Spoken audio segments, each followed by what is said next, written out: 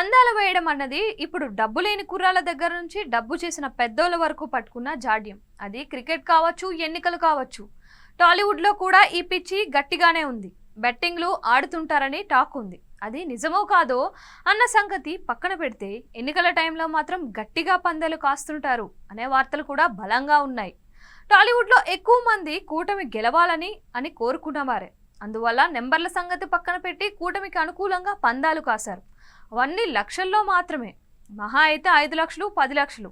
నిర్మాతల స్టామినా చూసుకుంటే ఇవేమంత పెద్ద మొత్తాలు కావు. కానీ ఓ నిర్మాత మాత్రం వైకాపాకు అనుకూలంగా భారీగా పందెం కాసి చాలా అంటే చాలా భారీగా నష్టపోయినట్లు తెలుస్తుంది. టాలీవుడ్లో మిగిలిన బడా సంస్థల మాదిరిగా ఏడాదికి 4-5 భారీ సినిమాలు, అందరూ టాప్ హీరోలతో సినిమాలు లాంటి వ్యవహారాలు లేకున్నా పెద్ద సంస్థే అది కూడా.